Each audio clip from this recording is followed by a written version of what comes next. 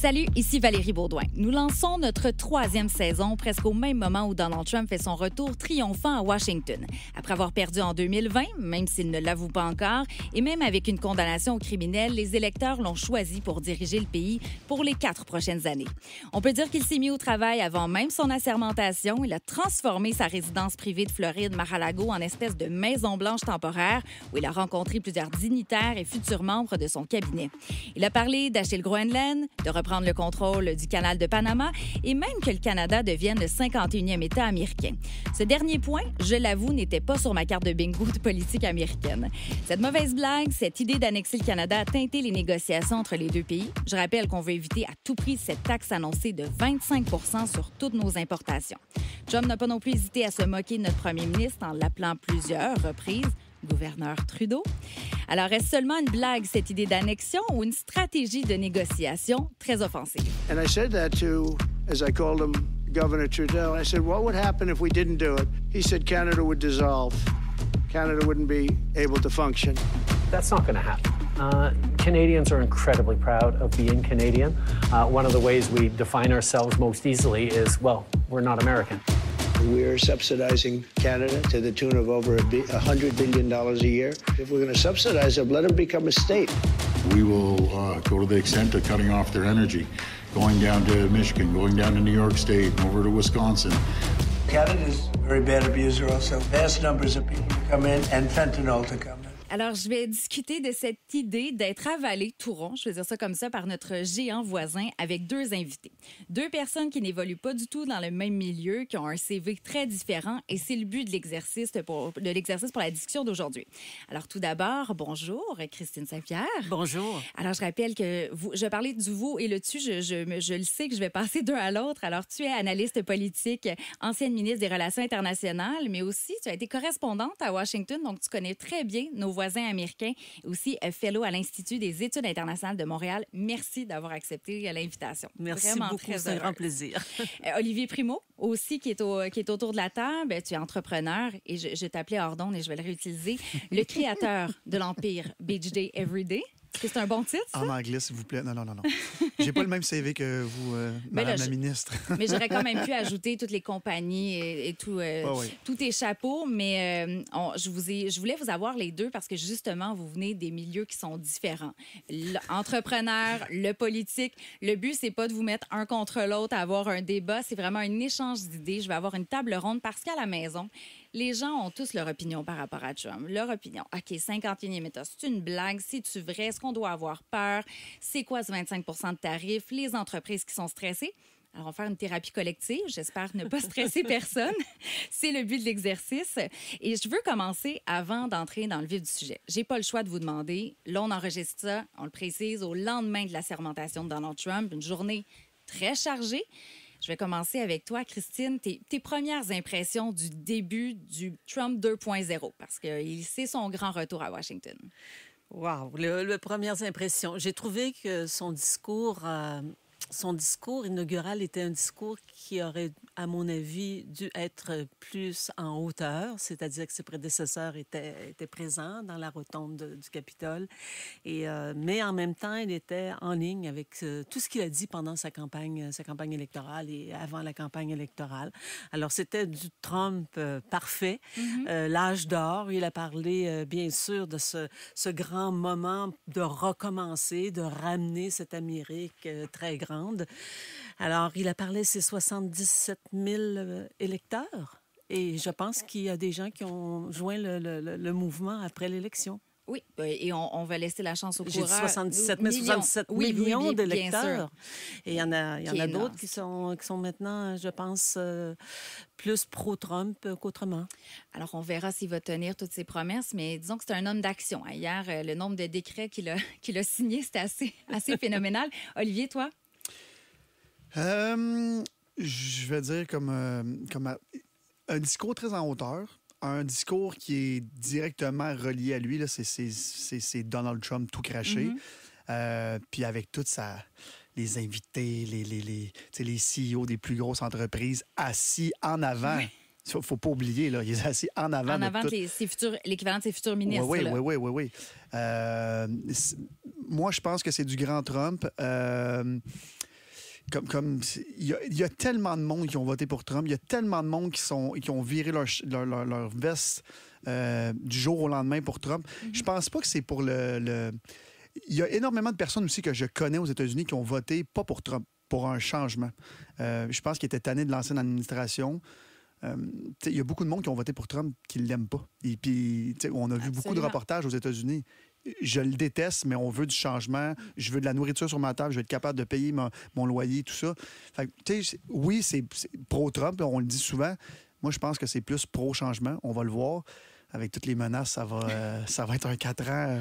Ça va être un 4 ans compliqué. Un 4 ans intense, des rebondissements à venir. Je pense que, comme on dit en bon québécois, attachons notre tuque. Hein? On va voir ce qui va se passer pour la suite des choses. Mais je suis d'accord avec vous deux. C'était fidèle à lui-même. C'était le spectacle.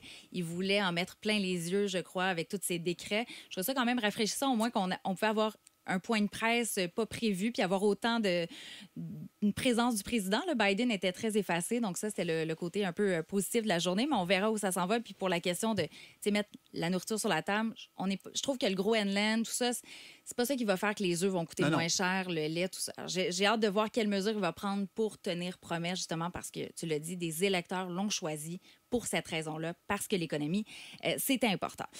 On rentre maintenant dans le fameux sujet du 51e État. Est-ce que c'est une blague? Est-ce que c'est une mauvaise blague? Est-ce que c'est vrai? Est-ce qu'on a raison de s'inquiéter? Christine? Moi, je ne m'inquiète pas trop, mais en même temps, je pense qu'il va falloir qu'on trouve au Canada quelqu'un qui va porter le message canadien. Et ça, je trouve que ça manque beaucoup. On a vu M. Doug Ford, qui est le premier ministre de l'Ontario, mettre sa casquette, et je pense que c'était une bonne chose parce qu'on était dans un vide à peu près total. Et on va avoir besoin de quelqu'un qui va vraiment défendre cette nation canadienne, nous défendre comme pays, être fier aussi de cet immense et grand pays. Puis j'écoutais Stephen Harper, Jean Chrétien, qui sont sortis de leur réserve pour parler de leur amour du Canada. Puis je me disais, c'est comme ça que ça nous prend là maintenant. C'est une grande personnalité forte qui va devoir vraiment prendre le flambeau, le drapeau, puis porter le drapeau du Canada. Mais il va falloir aussi qu'on réalise que les gouverneurs ont des rôles importants à jouer. Même si Trump a parlé de gouverneurs comme si c'était des petites affaires, là, mais aux États-Unis, tu le sais très bien, les gouverneurs sont très importants et il va falloir qu'on courtise énormément ces gens-là pour qu'ils deviennent nos alliés. On a des amis aux États-Unis. Moi, je lis beaucoup le Wall Street Journal. Là, c'est rendu ma Bible. Là, j'en fais une obsession tous les jours. Là. Et il y a des histoires très intéressantes dans ce journal-là qui nous disent... Ces histoires-là nous disent... Un instant, c'est pas tout le monde là, qui veut qu'on déporte tous les immigrants d'un coup sec. Le milieu agricole a des choses à dire. Le milieu agricole est inquiet. Le milieu de la construction aussi, j'ai lu des articles sur le Texas. Ce sont des immigrants qui vont travailler à 100 degrés de chaleur là, sur les toits. Ces gens-là, on en a besoin aussi pour l'économie américaine. Alors, tu me demandes, est-ce que je suis inquiète?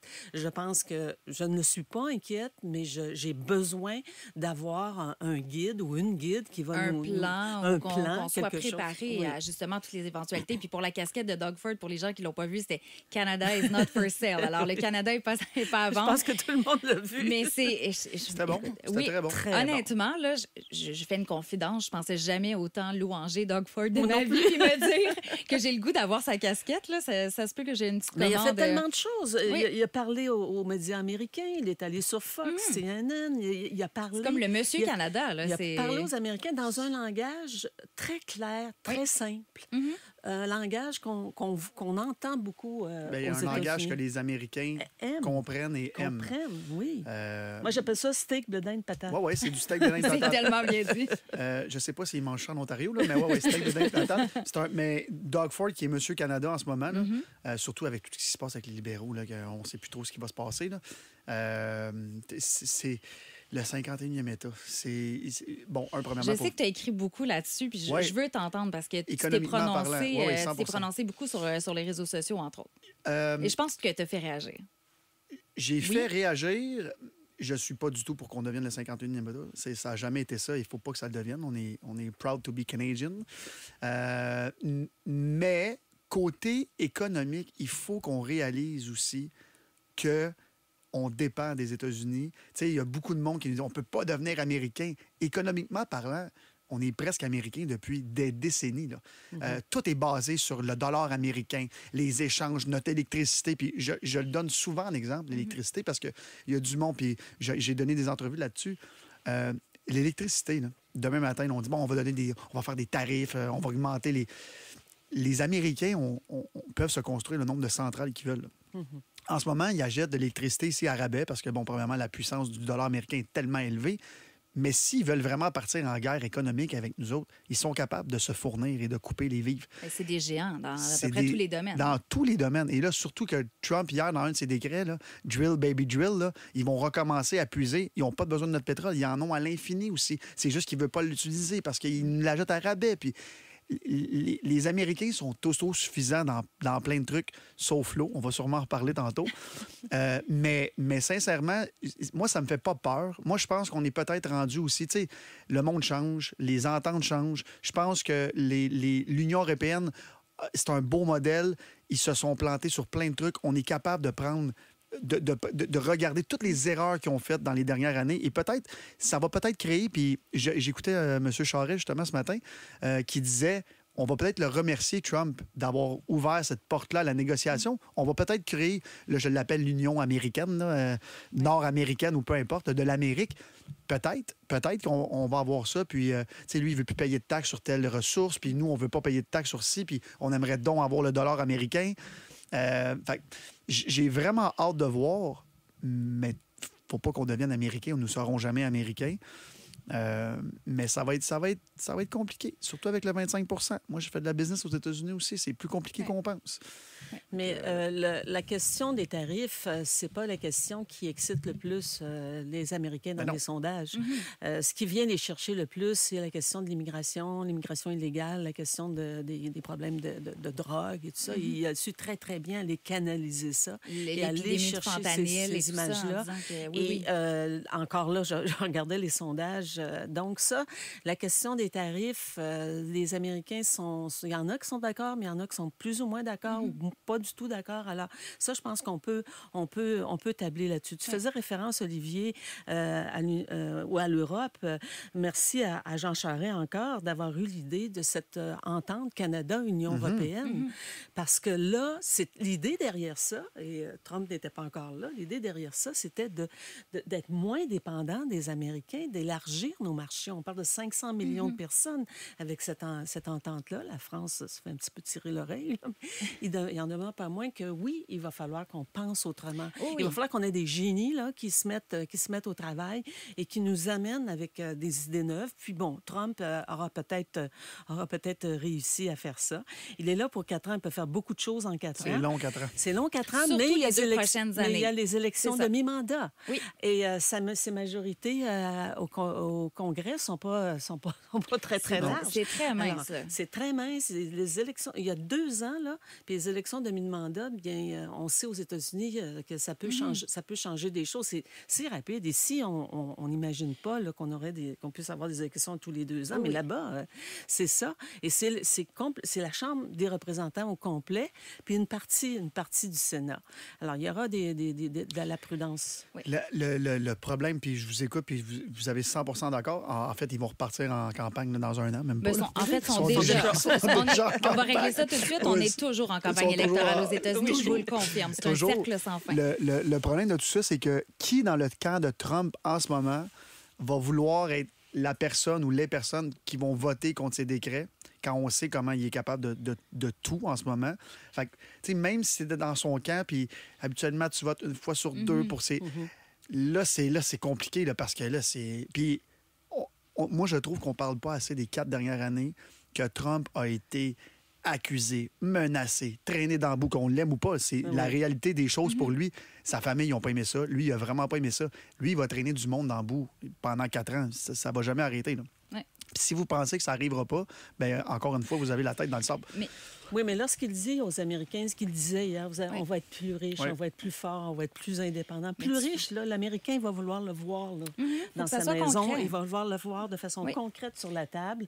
Et ça, si ça n'arrive pas, et si les tarifs sont imposés comme ils désirent les imposer, ces tarifs, bien, évidemment, les prix vont monter là-bas. Alors, il y a un danger d'inflation. Il y a un Ben, énorme danger d'inflation. ils sont sur la ligne grise là, Oui, de l'inflation, toujours, eux autres. Et c'est pour ça que ça ne prendra pas grand-chose pour changer l'opinion. Mais de l'autre côté aussi. Je veux juste faire une petite parenthèse pour les auditeurs, juste pour les décrets. Parce que je veux quand même qu'on comprenne ça. Les décrets, c'est signé par le président.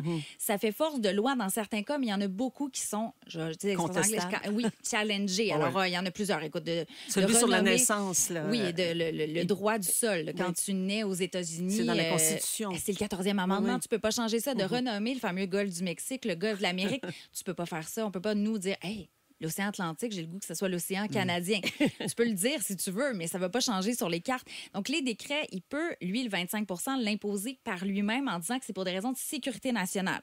Mais il y a une limite à ça. Tu peux pas dire, je fais ça ad vitam aeternam sur à peu près tous les produits. L'acier, l'aluminium, c'est ça qu'il a fait. C'est pour ça qu'il l'a fait sans le Congrès, de dire, oui, mais c'est dangereux, nous, on a besoin de construire de l'armement. Ben là, si l'acier coûte trop cher, puis tout ça. Alors, c'est pour ça qu'on taxe.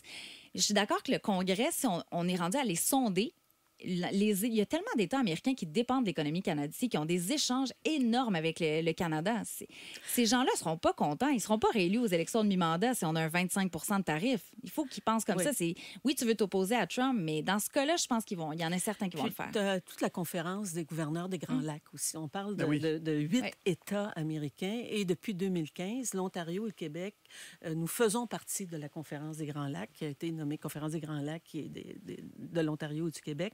Et ça, c'est très, très important dans mon livre à moi. Et je pense qu'on devrait beaucoup, beaucoup travailler, nous, au Québec, auprès de ces États-là. D'ailleurs, la gouverneure du Michigan a dit que ce n'est pas une bonne idée, là, la question des tarifs. Whitmer, oui. Alors, et le Québec va recevoir la conférence cette année, en 2025. On ne préside pas la conférence, mais on va recevoir la conférence au Québec. Alors, ce sera une occasion de vraiment faire valoir notre point de vue, mais établir des relations diplomatiques, humaines. C'est-à-dire, le contact humain, là, il n'y a rien qui puisse égaler ça en diplomatie. Oui. Alors, il y a un travail énorme de terrain à faire. Moi, je suis très fière qu'on ait développé ce réseau aux États-Unis, le Québec, depuis des années, depuis des décennies. On l'a fait grandir, notre réseau. C'est peut-être pas beaucoup, là, le nombre de personnes, mais quand même, c'est important d'avoir ces présences-là. Puis on voit que l'Ontario ouvre des bureaux, le Manitoba ouvre des bureaux.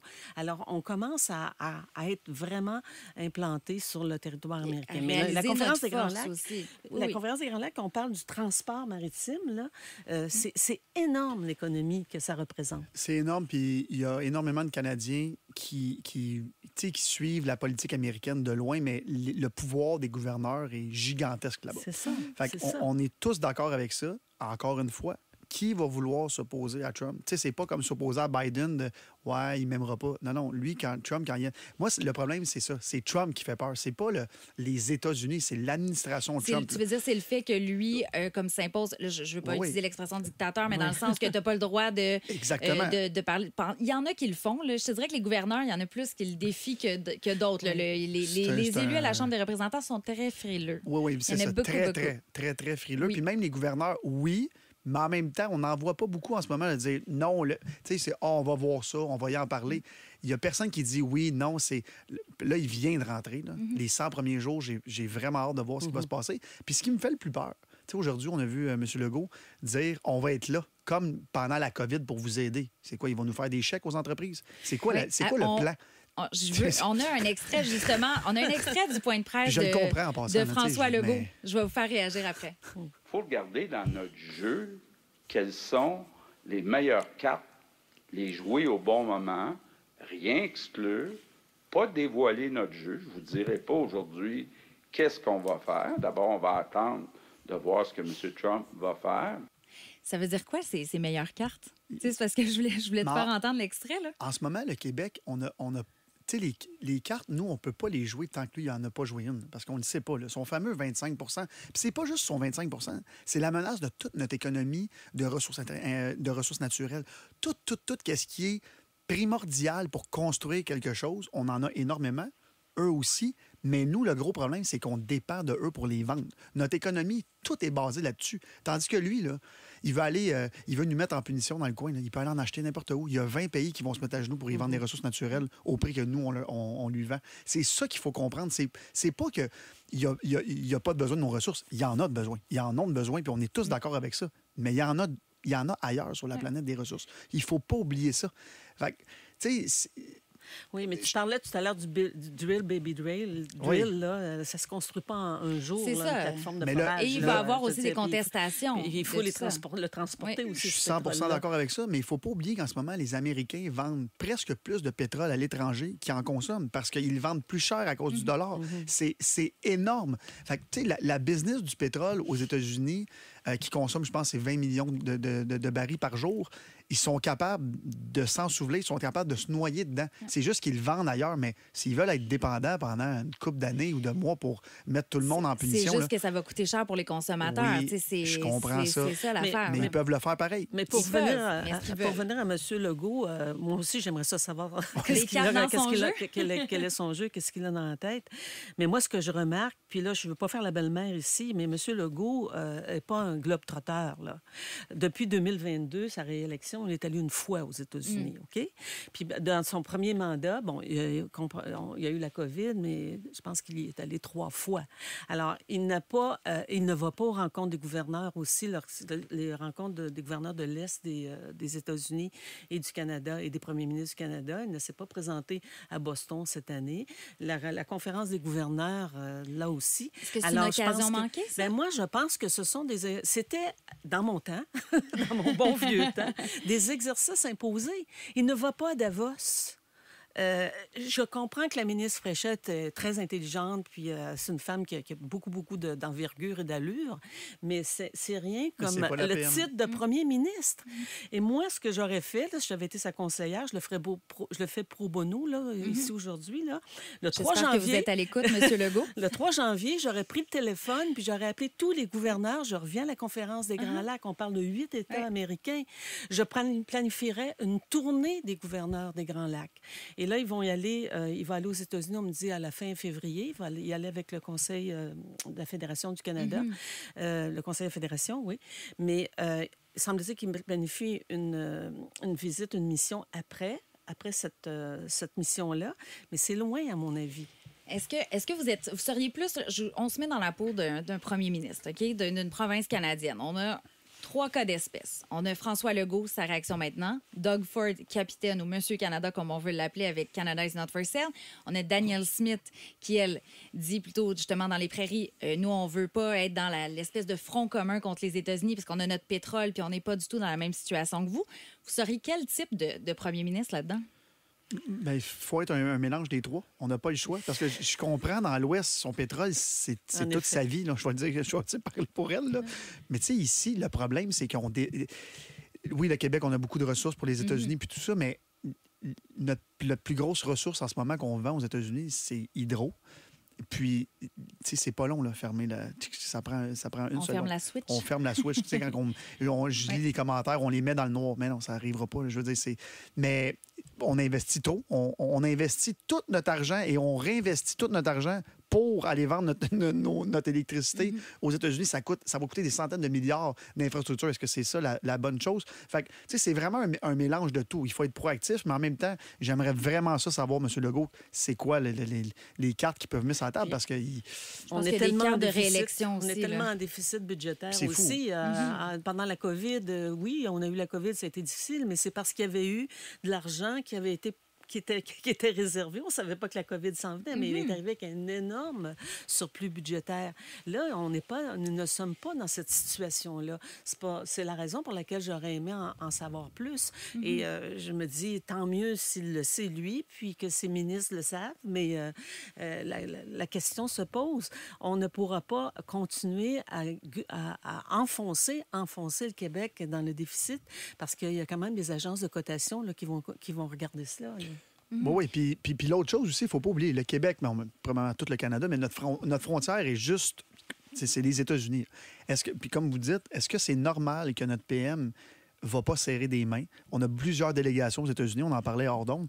Il faut faire le tour, il faut aller se faire voir, il faut justement aller parler au gouverneur. Parce qu'il y a justement plein de gouverneurs qui sont contre Trump, aller se faire voir avec puis dire, bon, on a parlé d'une nouvelle entente, tout ça, au moins pour laisser supposer quelque chose, parce que Trump, là, il ne faut pas oublier ça, qu'on l'aime ou qu'on l'aime pas, c'est un génie de la négociation. C'est un homme d'affaires redoutable. Redoutable, mais la négociation. Je connais beaucoup de personnes en affaires qui ne sont pas tant bons pour négocier. Lui, c'est son pain et son beurre. Là. Puis il lance ça, puis ben oui, en conférence de presse, en signant 2 décrets. Oui, ça va être le 1er février. Je suis même pas sûre que c'était une date qui était au calendrier, moi, le 1er février, en disant que les tarifs de 25 J'ai l'impression qu'il est sorti d'un chapeau en disant, tu me poses la question, tiens, on va dire le 1er février. Peut-être qu'il y a des conseillers qui sont en train de se dire, oh là là, ça va pas bien. Là. Non, c'est ça. Il faut voir aussi ce que les conservateurs vont faire, parce que je trouve que les conservateurs sont bien silencieux. Je parle des conservateurs du Parti conservateur du Canada. Jamil Jivani a été invité à l'investiture, pas l'investiture, mais la sermentation hier par le vice-président, M. Vance. Ce sont des amis. Ils ont étudié ensemble à Yale. Alors, ce serait la seule représentant de la députation conservatrice qui aurait été là-bas. C'est quand même quelque chose. Là. Oui. Il a été invité personnellement par le vice-président. Est-ce que le vice-président va avoir du poids? D'habitude, les vice-présidents... Ça peut être plante verte. En ce moment, là, oui, c'est bon, plante verte. Je trouve que J.D. Vance, on le voit très peu. Hein? Elon Musk est beaucoup là. D'après moi, c'est le deal. D'après moi, c'est le deal qu'il y a avec. Tu vas peut-être être mon successeur, mais plante verte jusqu'à temps que je dise que... Tu fais ce que je te dis. Exactement. Mais a été très bon en campagne. N'a pas été très, très plante verte en campagne. Il a été très bon, J.D. Vance. Oui. Mais là, en ce moment, depuis qu'il a gagné, est-ce qu'on le voit quelque part? Non. À un moment donné, j'oubliais qu'il existait. On oubliait que Biden existait parce qu'on parlait plus de lui. Puis J.D. Vance, lui, il a complètement disparu.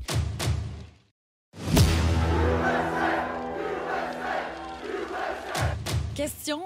Alors, le fameux pain de viande à Mar-a-Lago, mangé avec Donald Trump, pour les gens qui se demandent où je m'en vais avec ça, Donald Trump, Justin Trudeau.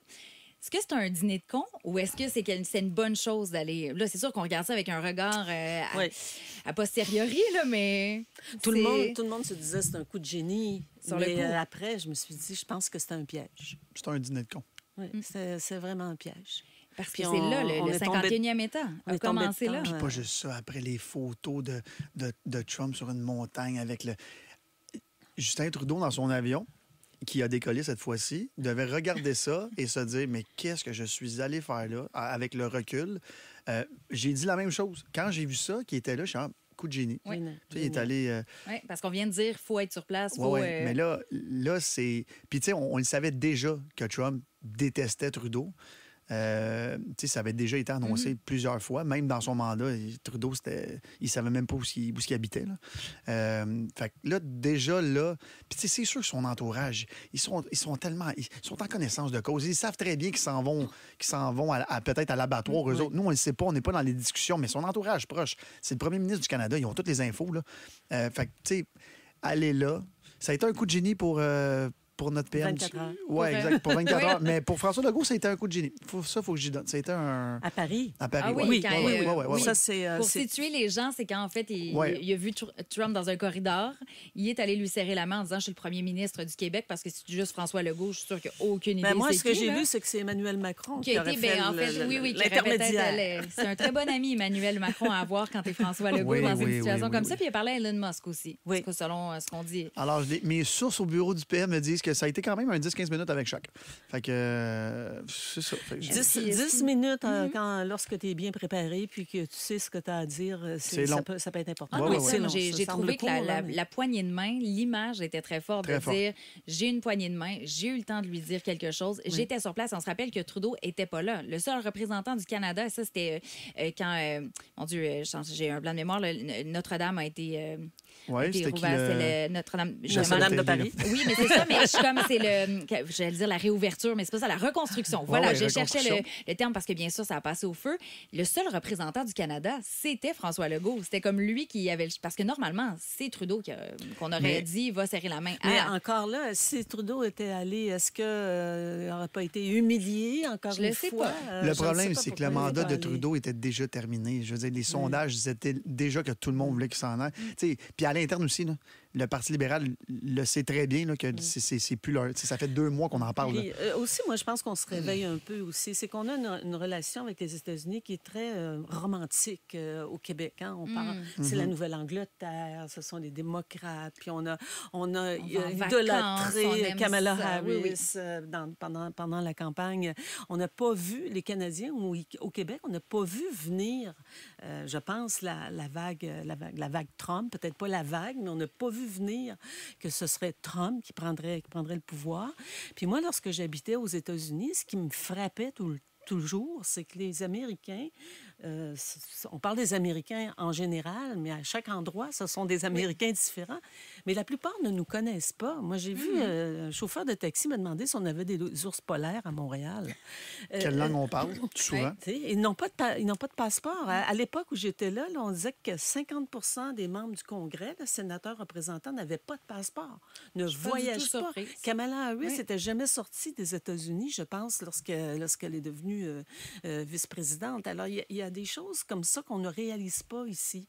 Ils sont entre eux, ils voyagent entre eux. Ils sont très centrés sur les États-Unis. Même là, l'histoire, il n'y a pas l'histoire du monde qui est enseignée. Là. C'est vraiment l'histoire américaine avec la loupe américaine qui est enseignée. Ils s'appellent les Américains, là, en partant. Et lorsqu'arrive un drame comme le 11 septembre, là, quand tu sens qu'il y a 300 millions, à l'époque, c'est ça, d'Américains qui se serrent les coudes, la force est incroyable. En temps de crise, ils deviennent un seul peuple. Ils deviennent un seul peuple. Toi, tu vas souvent, Olivier, aux États-Unis pour justement la business, aussi pour le plaisir. Là. Je pense que tu voyages plus pour la business là, depuis 3 ans. Là.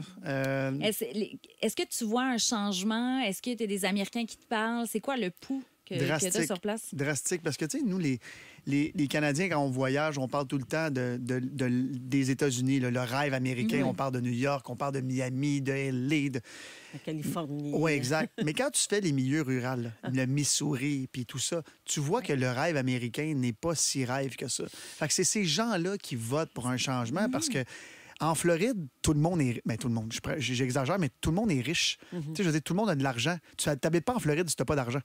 Fait que, tu sais, c'est... Oui, les Américains, puis justement, là, mon dernier voyage était en Caroline du Nord, Caroline du Sud. Eux, ils sont tellement sur une autre planète. La moitié des gens me demandaient quelle langue je parlais en partant. Ont aucune idée c'est où le Québec. Voilà. Tu sais, Montréal, on leur dit Montréal, c'est comme Montréal, c'est en France. Non, c'est pas du tout en France. Puis c'est pas des gens qui sont pas éduqués.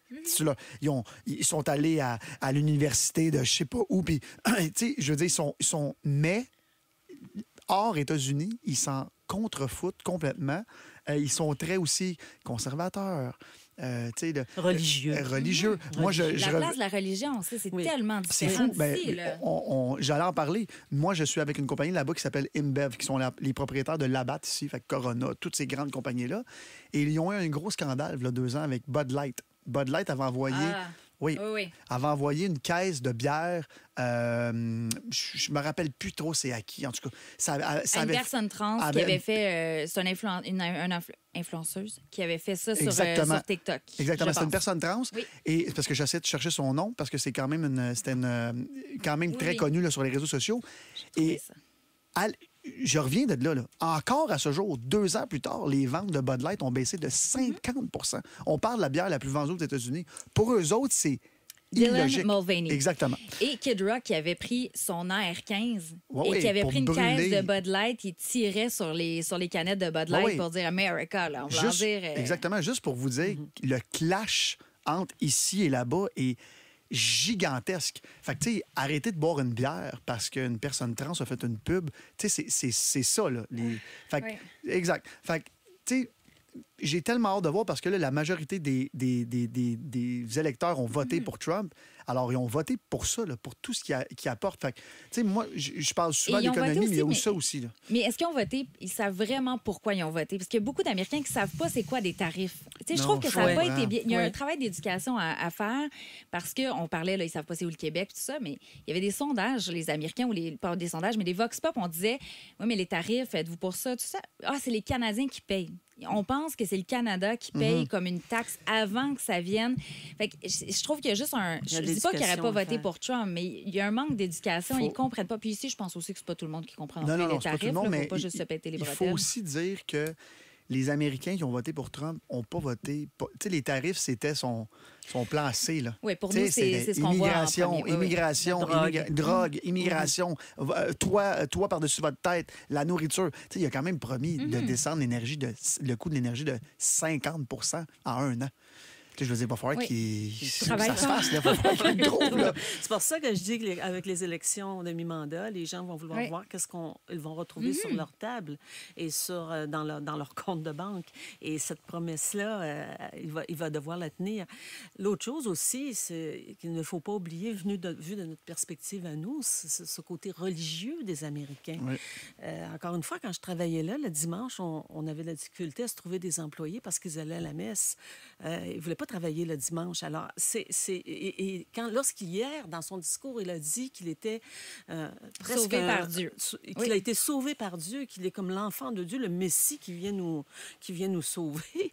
C'est quelque chose. Puis il y a beaucoup, beaucoup de gens qui ont certainement réagi très positivement à ça. 100%. Il le voit vraiment comme le sauveur de l'Amérique. Il réussit à entrer dans la tête... Il réussit à entrer dans la tête des gens que l'Amérique était très, très, très mal foutue avec Biden et les prédécesseurs, et que là on va voir cette grande ouverture d'un monde nouveau. L'âge d'or. Alors, c'est vraiment, c'est très, très, très, très intéressant et fascinant pour des intellectuels comme vous. Mais j'ai rencontré un électeur, je fais une petite parenthèse, j'en ai parlé dans la deuxième saison du balado, mais j'ai rencontré un électeur au Michigan par hasard. Là, je suis vraiment dans un coin très démocrate, mais là, je vois un local républicain, puis je m'en vais justement voir la personne pour savoir comment ça se passe la campagne. Là, on est juste avant l'élection, on a commencé à voter, on est dans les swing states. Ça se passe comment, tout ça? Puis là, il y a un premier qui me fait le speech. Ça se passe bien. Au niveau économique, on a des bonnes réponses. On pense qu'on va encore rentrer plus fort qu'en 2016, tout ça. Puis il avait raison. Là, il y a une autre personne qui entre et dit « Je peux-tu te parler? » Et là, je vais le voir. Puis là, premièrement, il est super méfiant. Tu travailles pour quel média et tout ça. Et j'apprends que c'est un des faux grands électeurs qui est devant les tribunaux en ce moment pour avoir tenté de renverser la victoire de Biden en 2020. Et là, il se met à m'expliquer pourquoi, lui, il croit que Trump est l'homme élu. Et il dit que, finalement, Biden et Kamala Harris, c'est l'antéchrist. Et là, il part, puis il me dit, ils vont payer pour tout le sang qui a coulé. Puis là, on part avec les trucs de pédophiles, puis ci, ça, puis toutes les théories. Et il le croit au plus profond de lui. Et toutes les personnes autour l'écoutent, puis il n'y a personne qui se dit, « Hein? T'es en train de dire que c'est le sauveur, puis qu'eux, c'est l'antéchrist? » Ici, quelqu'un dit ça, là. On est autour de la table, je commence à vous raconter là, que Pierre Poilievre ou François Legault ou Justin Trudeau, c'est notre sauveur, puis c'est Dieu qui l'a envoyé ici pour redonner l'âme à l'Amérique. Vous allez me dire, hey, t'es folle. Non, mais c'est ça. Mais les États-Unis, c'est ça. Il y a une des plus grosses chaînes de fast-food aux États-Unis, Chick-fil-A, est fermée le dimanche. Parce que son propriétaire... Oui, puis parce que son propriétaire est croyant, puis nous, on n'ouvre pas le dimanche.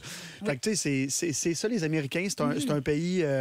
c'est un pays merveilleux. J'adore aller là, mais c'est un pays très compliqué de l'intérieur. Oui. Beaucoup plus compliqué qu'ici. Ici, on est bien. On est bien. On est très bien. Je veux parler des ressources naturelles. Je sais que tu vas vouloir glisser un mot sur l'eau, mais il y a aussi les minéraux critiques qu'on a ici. On a plein de choses qu'on peut dire aux Américains. Je pense que notre carte de visite aux Américains, c'est de dire... Vous voulez faire compétition à la Chine? Voici tout ce qu'on peut faire pour vous aider. Parce que la Chine, c'est vraiment plus une grande menace que le Canada, là, bien honnêtement, au niveau économique. La Chine, c'est l'autre géant économique. Est-ce que ma lecture est la bonne pour ça, à ton avis? La lecture est la bonne. Et comme le disait M. Charest dans des revues, il faut être plus fin et plus intelligent. Et c'est ça que nous devons comprendre. Nous ne devons pas entrer dans son jeu. M. Legault, tout à l'heure, on parlait du bon coup coup qu'il a fait à Paris en ayant 10 minutes de conversation avec lui. Mais ce qui ressort, c'est qu'il est entré dans le jeu de Trump en disant, vous avez raison, là, il y a trop d'immigration, puis ça va pas bien, bien à la frontière, puis je le dis depuis longtemps. Est-ce que c'était la chose à dire? Bon, peut-être que ça a attiré des sourires puis une sympathie, mais on a vraiment ici des choses importantes, des ressources. Nous sommes riches en ressources, autant au Québec qu'au Canada, et on peut jouer cette carte-là, mais il faut la jouer finement, intelligemment. Je sais que tu veux parler de l'eau. Moi, c'est un sujet qui m'inquiète tellement parce qu'on a des plus grandes ressources d'eau douce au monde, et c'est mettre la main là-dessus, c'est fini, là. Moi, je veux juste compléter pour les ressources naturelles. Là, on parle des Chinois, tout ça. Encore une fois, je vais le répéter, le problème, c'est qu'il y a d'autres pays que nous autres qui ont des ressources. Là, c'est facile parce qu'on est dans la frontière, puis on est... Oui, mais les minéraux critiques, je veux dire, c'est pas exactement rare, ce qu'on veut, c'est non, pas partout. On est d'accord. Au Groenland, peut-être, fait que c'est peut-être pour ça aussi qu'on veut l'acheter. On est d'accord. Premièrement, la réaction du Groenland n'a vraiment pas été comme la nôtre. Je ne sais pas si vous avez vu. Là. Ils ont presque dit on est à vendre, là, en passant. J'exagère, là, mais vous comprenez ce que je veux dire. Fait que, oui, les minéraux critiques, oui, mais tu sais, c'est...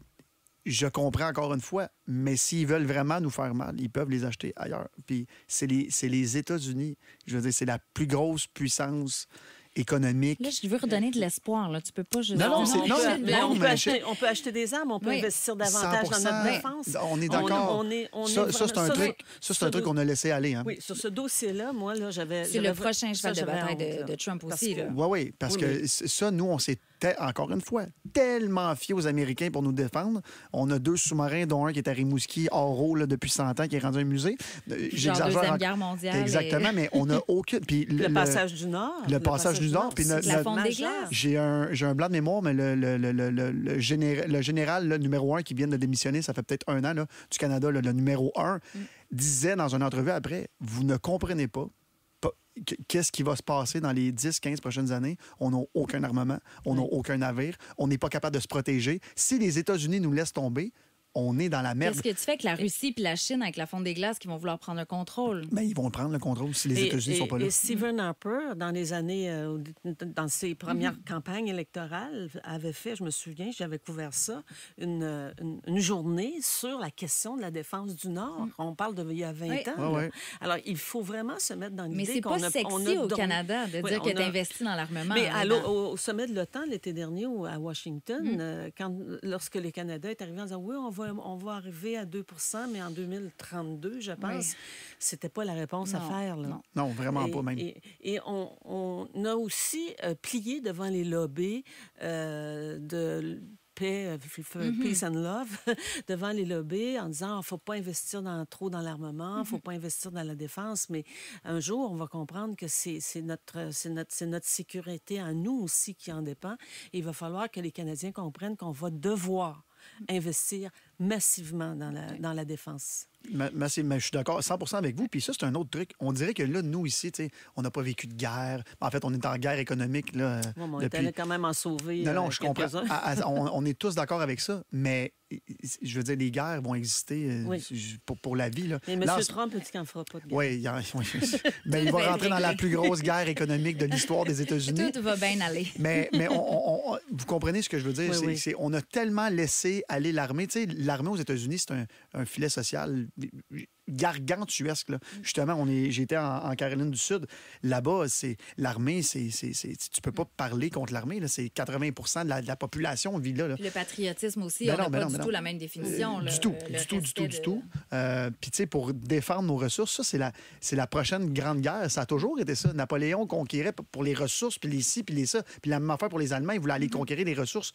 Un jour, si on n'est pas défendu par les États-Unis, je ne pense pas que ça va arriver. Là. On parle du Nord. Là, mais achetons de l'armement américain. Ça va peut-être leur faire plaisir et les calmer. Oui, ou faisons un gros deal avec eux autres qui nous protègent pour le vrai. Là. Mais en ce moment, personne ne veut nous attaquer parce qu'ils savent très bien que les Américains vont être là.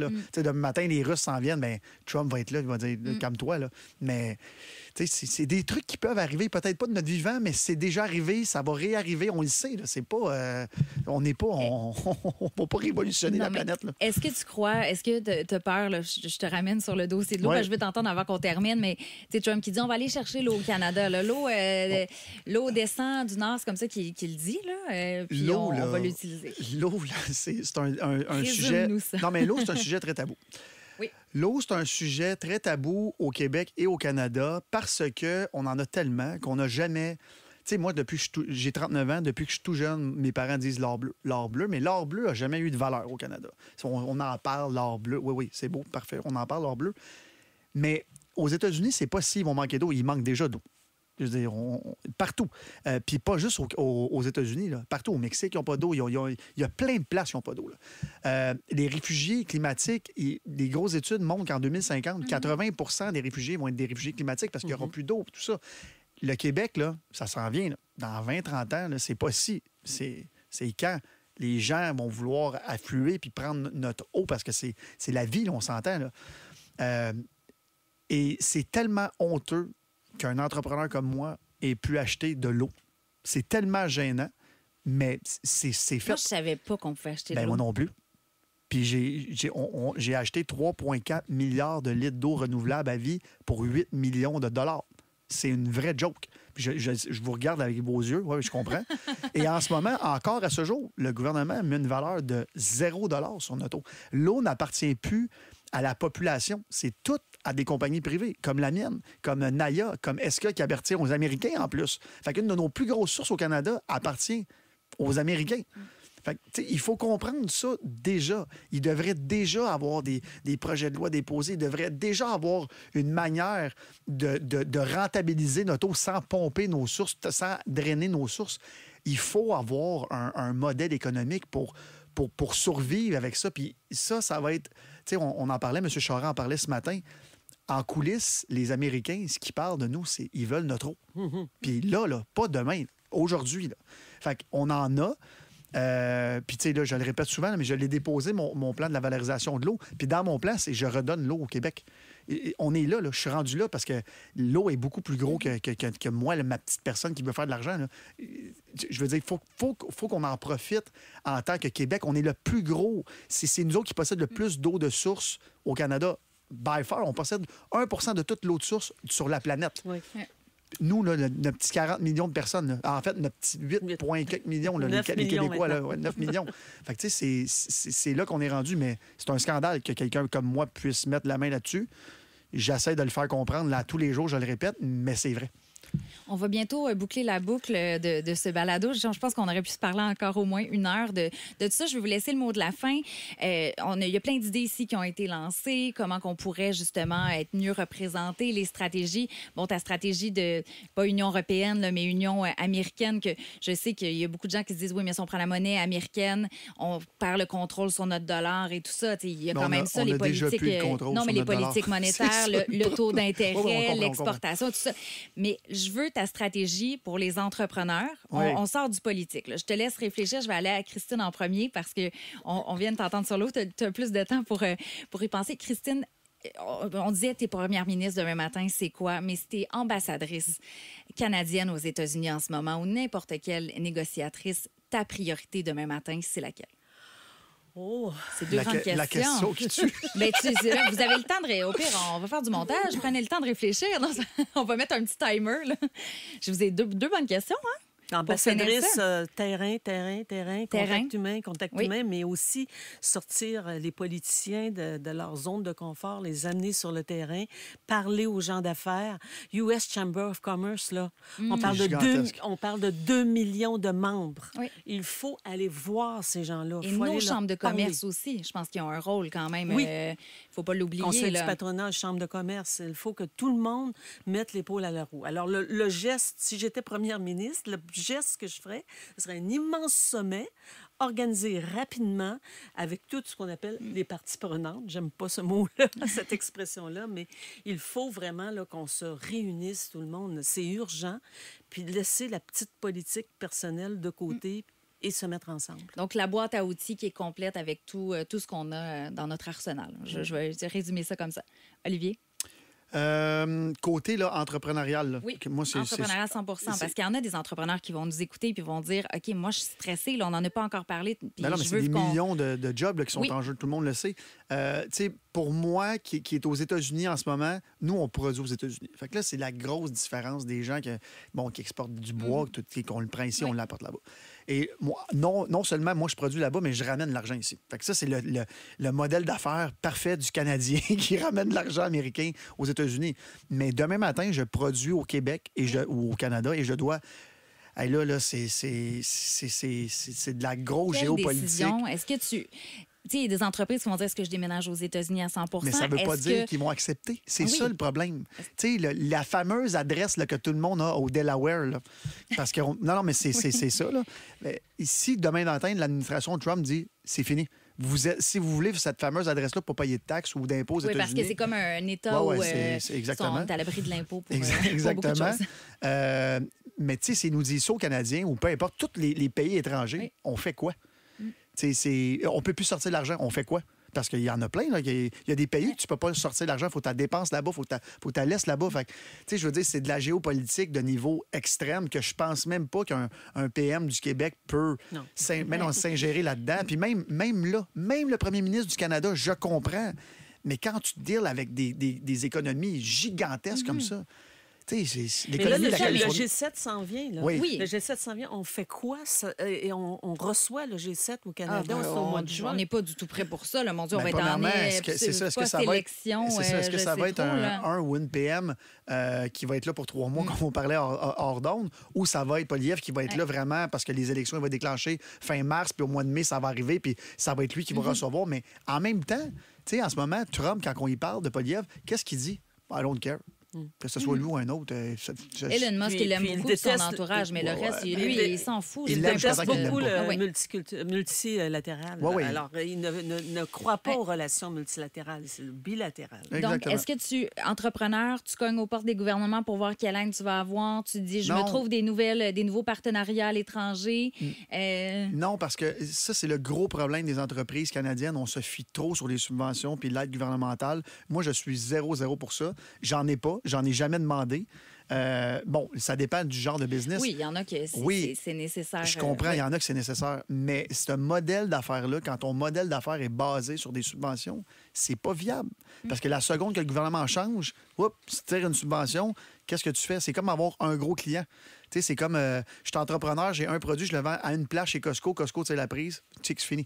Fait que, tu sais, encore une fois, je vais le répéter parce que là, j'ai pas les secrets. Là, mais je te mets beaucoup de pression. Non, mais c'est correct parce que je suis un entrepreneur qui travaille aux États-Unis. Et que tu réussis. Alors, mais c'est de la géopolitique de haut niveau que les entreprises n'ont pas accès en ce moment. Mais ils sont dans le quotidien aussi, les entrepreneurs, les petits entrepreneurs n'ont pas le temps d'aller régérer ces affaires-là. Non. C'est pas à nous à faire ça non plus. T'sais, nous, on redonne nos taxes, nos impôts pour justement que des gens gèrent ça pour nous.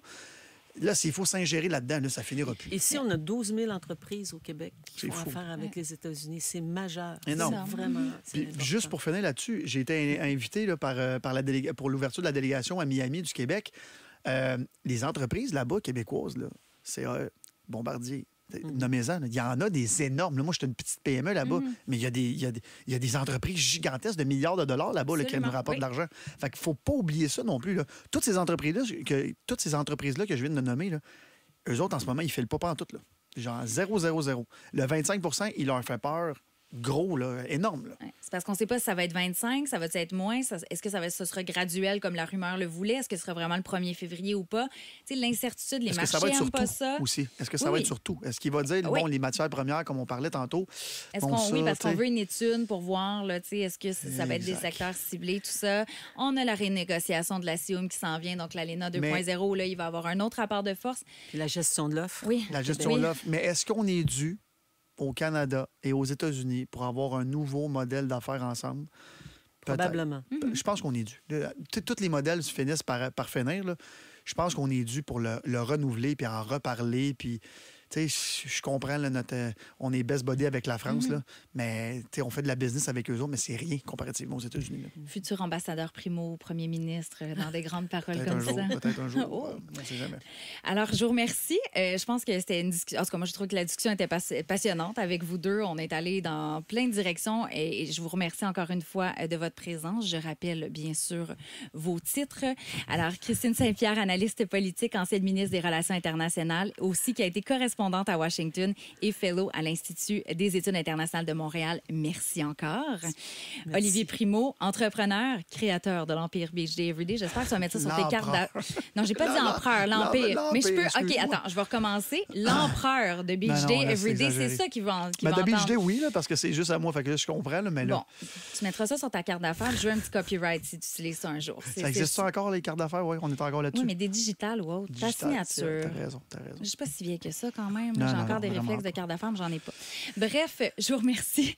On se retrouve donc très, très bientôt pour un autre épisode de Miss America. Avec tous les bouleversements qui s'en viennent, je pense qu'on va avoir une saison riche en couleurs et en montagnes russes. Oui. Mouvementé. À bientôt.